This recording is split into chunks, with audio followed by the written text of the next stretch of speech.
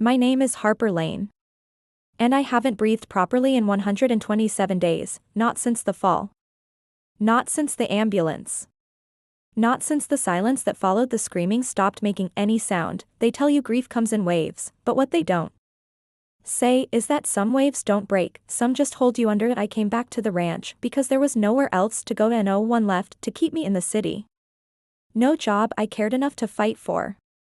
No people who didn't tiptoe around my name like it might shatter if they spoke it too loud, and no sister anymore, just me, and the things she left behind. The ranch hadn't changed, same windmill creaking at the edge of the southern pasture, same chipped paint on the barn doors we were supposed to repaint last spring, same fence post with our initials carved into it from the summer we were 12 and unstoppable, but everything inside me had shifted, bent, collapsed.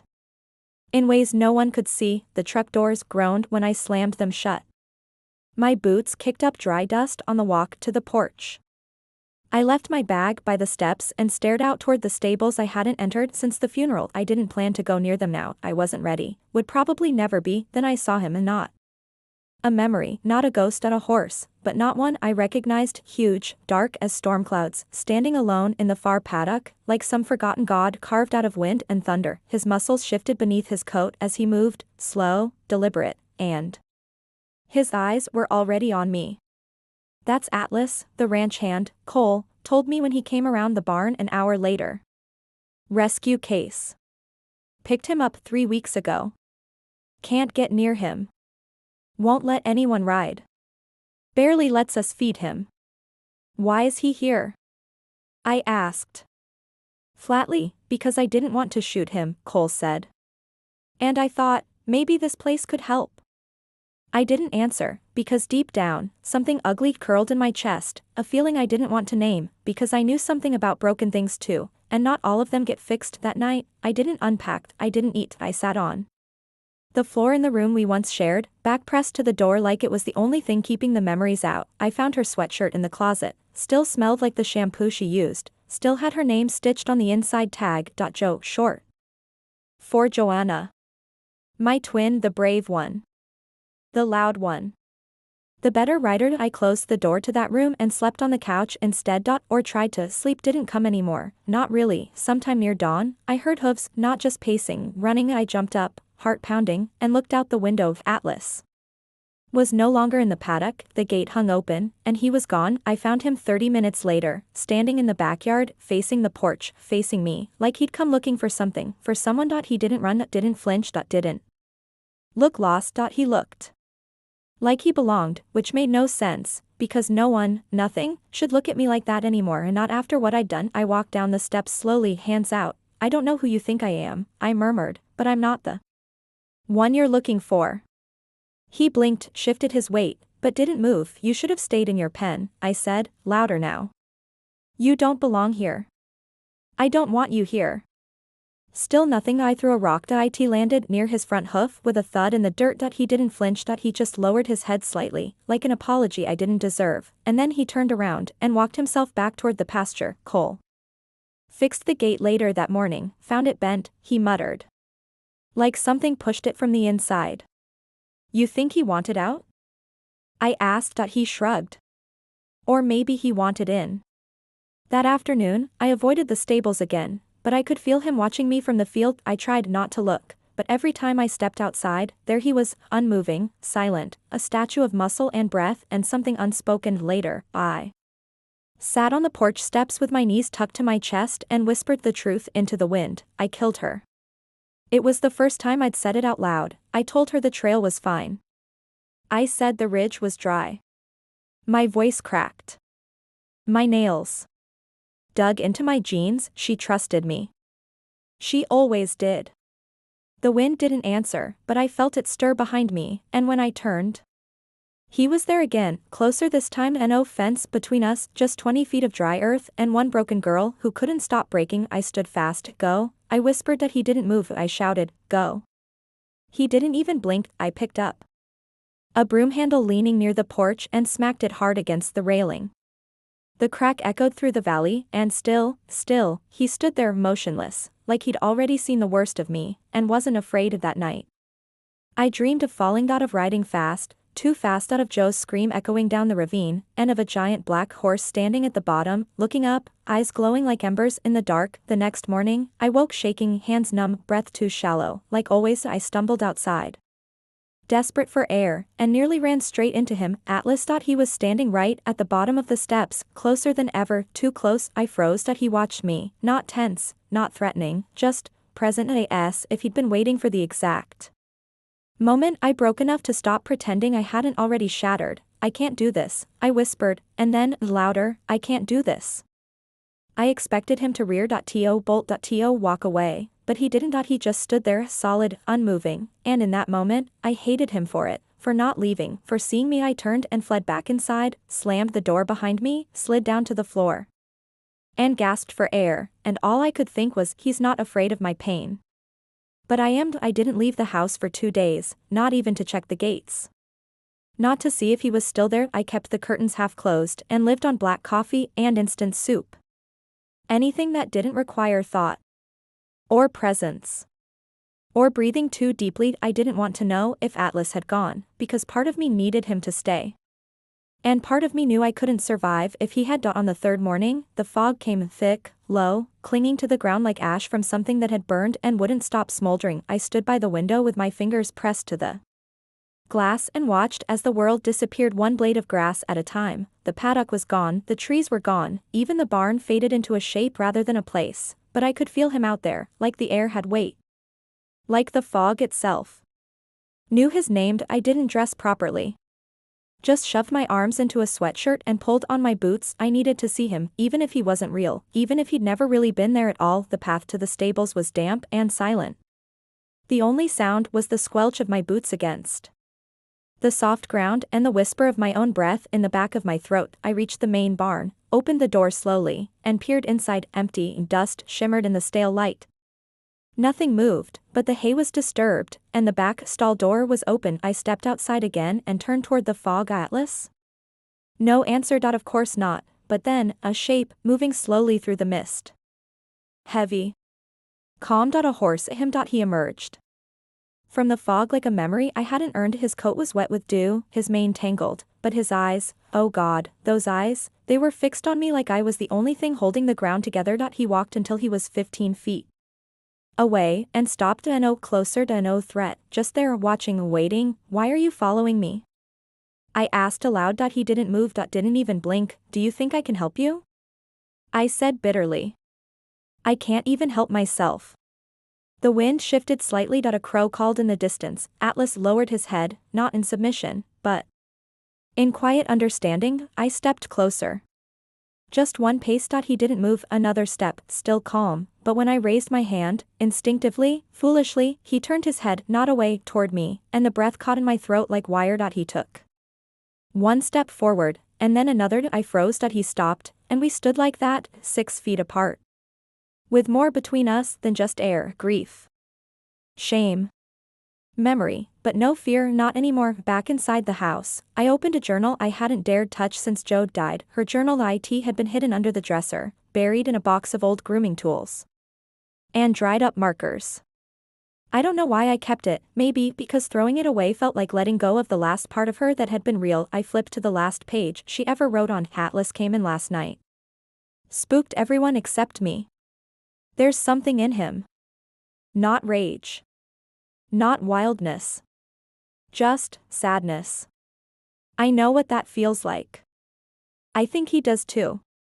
It was dated 3 days before she died. My stomach dropped. I turned back to the window. The fog was still thick, but the yard was empty. Atlas was gone again that night.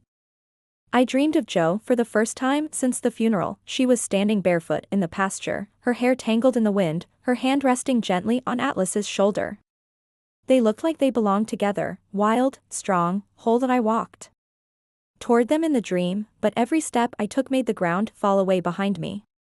Like if I stopped, I'd vanish. Jo turned to me just before I reached her and whispered something I couldn't hear, and then she was gone. So was he, and I was alone again. I woke up gasping, not from fear, from the absence of air, from the memory of not knowing how to breathe anymore. I needed to do something. So I walked back to the barn before the sun was up. No plan, no fear either. I was done running. I cleaned the tack room, swept the floor, untangled old lead ropes, I set out fresh hay and filled the water buckets. I didn't know if he'd return, but if he did, I wanted him to know I had made space. By late morning, I was sitting in the open stall, knees pulled to my chest, eyes on the half-open door, and then, he came and oh, sound and oh.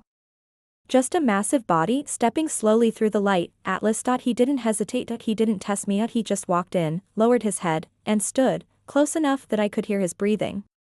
Steady. Slow. Real. I didn't move. I was afraid.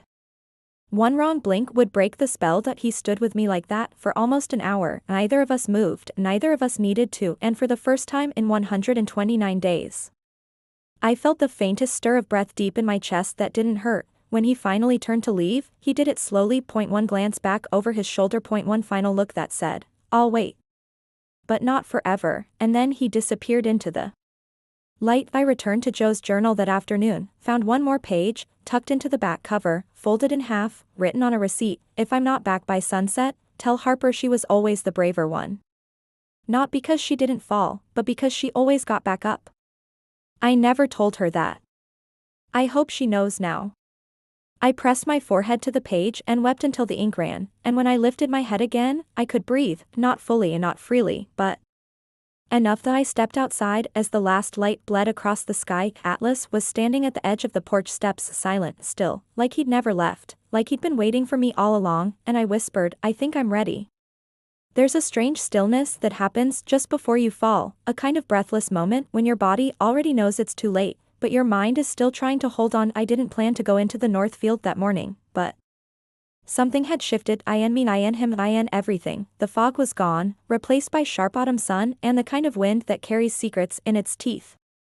I pulled on my jacket, grabbed the rake leaning by the barn, and told myself I just needed to clear the old debris behind the fence, but that wasn't true. I was looking for him. Atlas hadn't shown up since the night he stood by the porch steps.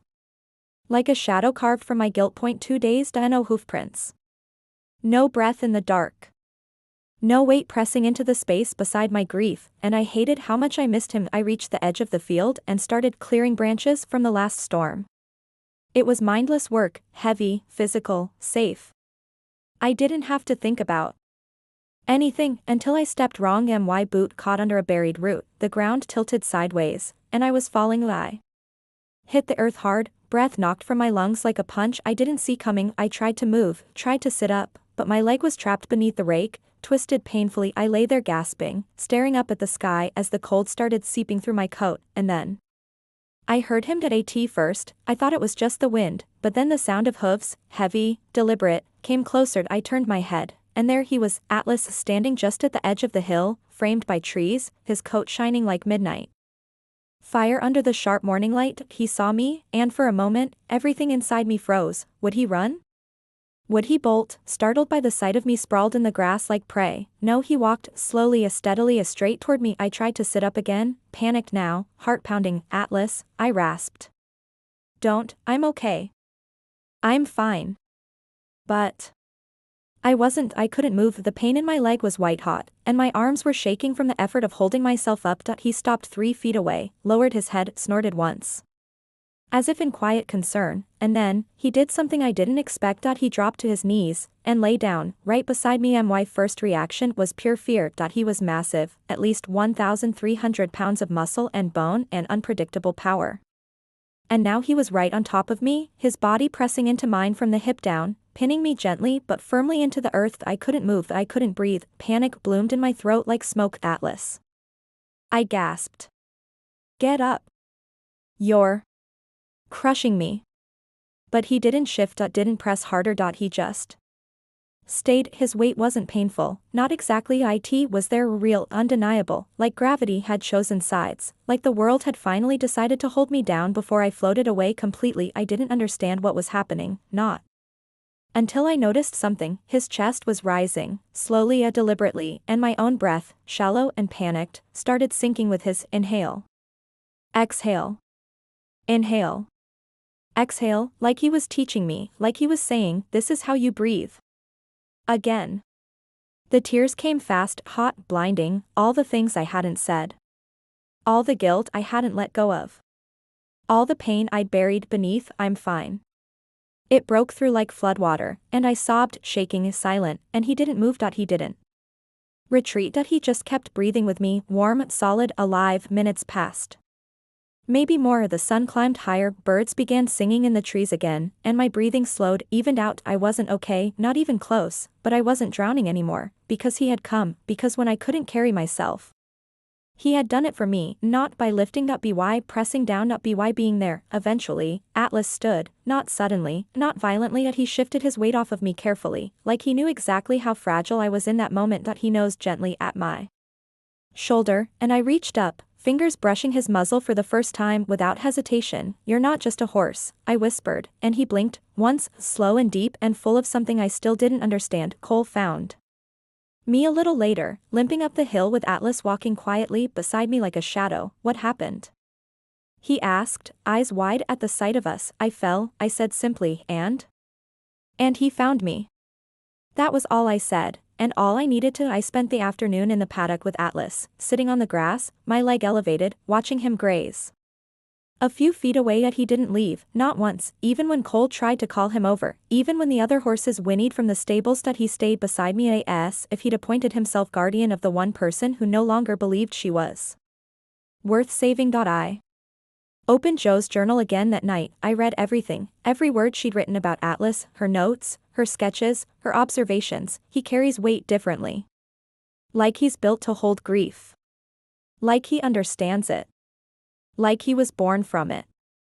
I think she knew, before I ever saw it, before I was ready. She saw what he was, not a project, not a pet, but a mirror. I didn't dream that night, but I woke before dawn to the sound of hooves outside. Atlas, pacing softly just beyond the porch. He didn't call, didn't stomp or snort or demand. He was just there, and I knew what he wanted. I stepped out in the morning light, took the old halter from the hook, and approached him slowly. He didn't move. I lifted it gently, paused. He dipped his head, let me slip it over his ears, and in that quiet, breathless second, something shifted in me. At a door opened. One I hadn't dared touch since the day Joe died.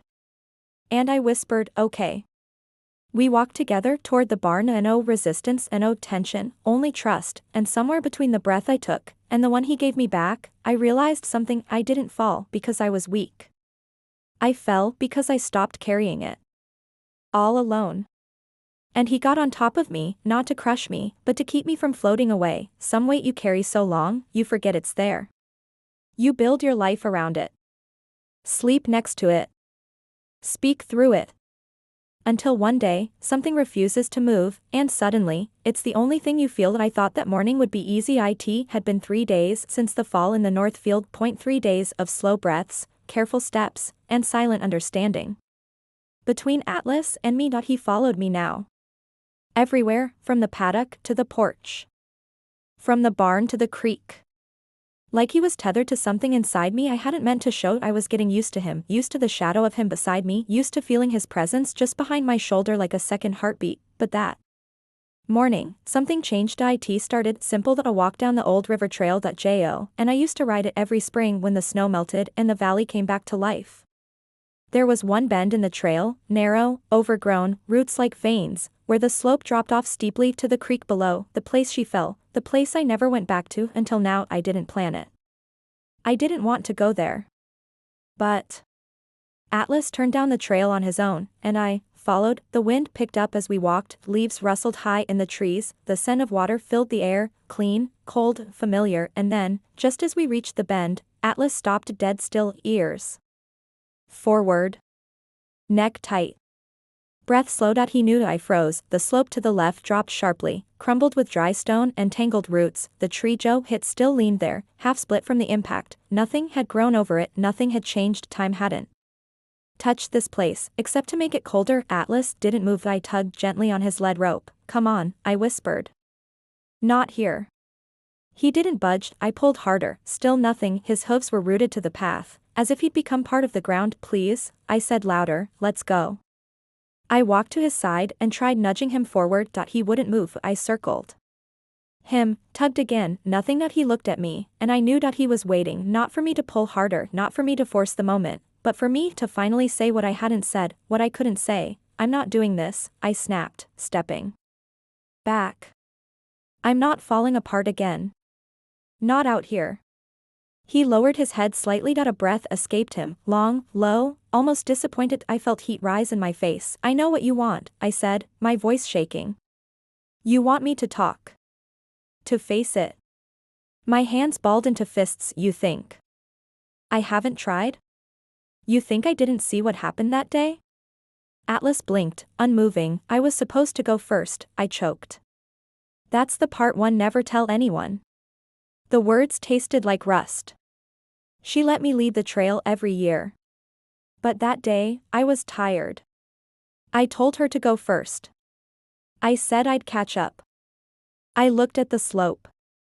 The shattered tree. The dirt still scarred where her body had landed. She didn't want to. But I insisted. I insisted. Atlas breathed in as slow and deep and didn't move. I heard her scream. The wind pulled at my sleeves. I didn't see her fall. I just heard it. And by the time I got there, she was already. My voice broke. I turned away. Put my hands on my knees. Breathed like I'd been punched in the stomach. Atlas still hadn't moved, not 1 inch. You want me to forgive myself, I whispered. Into the wind. But I can't. Tears blurred the trees. I wasn't brave. I wasn't strong. I didn't jump after her. I didn't even scream. I just stood there. I turned back to him, and for the first time, I saw it. He was trembling, barely, but it was there. A shiver beneath the muscle. A mirror of my own fear. He felt it, not just my pain, but the guilt, the weight, and he was holding it with me, refusing to move until I let it go. I dropped the rope, fell to my knees, and sobbed for Joe, for the girl I had been, for the sister I'd lost, for the weight. I never gave myself permission to set down. I cried so hard I forgot where I was. Forgot the trail. Forgot the years between then and now. All that remained was the hollow space inside me I had never dared open, and in that space, I finally spoke the truth. I was scared. I was wrong. And I miss her every second of every day. Atlas moved, not far, just enough to come closer. He stepped beside me, one hoof at a time, and lowered his head until his breath brushed my hair. Then he did something he hadn't done since the day he found me in the field. He lowered himself and lay down right beside me. I turned to him slowly, laid one hand against his neck, let the tears keep falling. He didn't flinch. Didn't pull away. He stayed, and I let go. We stayed like that for almost an hour. Me, curled against his side of him, breathing with me. The pain didn't vanish, the guilt didn't disappear, but the weight of it shifted. He had moved when I let go, not before, never before. That night, I wrote a letter. To Joe, not a poem. Not a journal entry. A letter, with no pretense, just truth, and I buried it under the old birch tree where we used to race each other to the swing. I pressed my palm to the soil and said, goodbye. Not to her memory, but to the guilt. Atlas stood behind me as I did it, silent, watching and present. I turned to him, and for the first time since we met, I smiled without pain. You can move now, I whispered, and he did. You don't notice the moment when grief becomes habit. When survival becomes silence. When breathing becomes something you do just enough to stay alive, but you always feel the moment it stops, and you always remember the first breath that finally comes back. It happened on a Thursday, just before sunrise. The world still smelled like frost and pine. The hills were painted in deep blue shadow, and the wind had a sharp edge that whispered winter wasn't far. I stood by the barn, Atlas's halter in one hand, and the last of my fear in the other. I think I'm ready, I told him. He didn't blink. Didn't need to. He'd known long before I had. The saddle was still dusty from disuse, the bridle creaked when I lifted it, but something inside me stirred, not panic, not dread, but something older. Something buried. Something that felt like remembering how to move in my own skin. I tightened the cinch with steady hands. Atlas stood still, head low, breath calmed. We both knew what this was. It wasn't just a ride. It was a reckoning. I led him to the ridge trail, the same one. The one I hadn't walked since the day Joe died, the one that had shaped every breath I took since he followed me up the slope like a ghost. Come home, step by step, soft hoofs on dry leaves. My heartbeat in my throat. At the top, I paused, looked down the long path of silence and memory. The valley below glowed faintly in the first light of dawn. Mist moved between trees like breath held between words. I turned to him, rested my hand on his shoulder. You don't have to carry me, I whispered, but he did. I mounted slowly, and no rush and no fear, just the soft creak of leather and the slow shift of balance as I settled onto his back. Atlas didn't flinch, didn't pace. He waited until I exhaled fully, until I found stillness, and then, we moved. The trail was narrower than I remembered. Or maybe I was just wider with emotion. Every step brought back sound, smell, sensation. Joe's laughter echoing through the trees. The rhythm of hooves beating out freedom on old earth.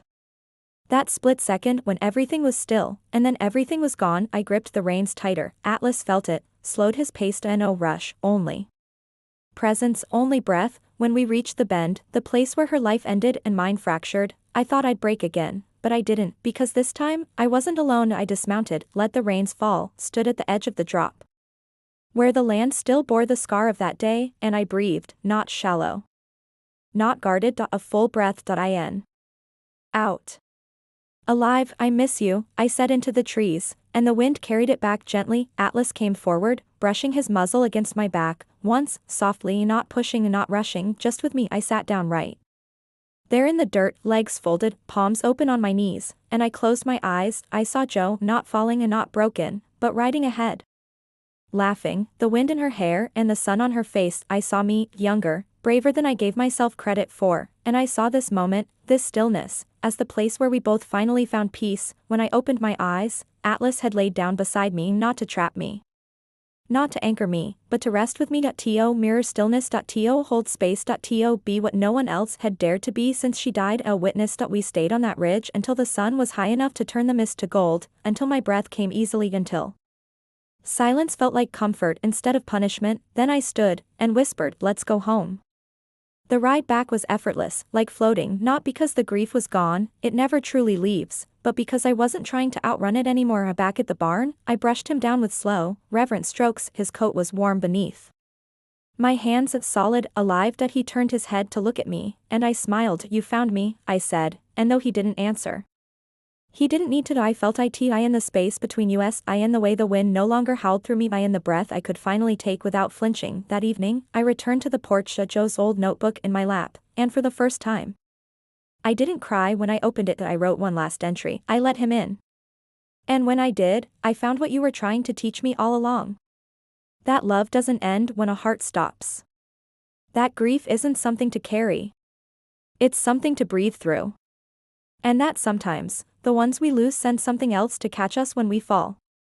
The sun dipped behind the hills. Atlas stood in the paddock, watching the horizon, still, unmoving, eternal, and I whispered, thank you. I don't know how long he'll stay, maybe forever, maybe just long enough to see me whole, but I know this, he got on top of me, not to suffocate me, not to pin me down, but to remind me that I still had a body, that I still had breath, that I still had life, and now I'm breathing again, and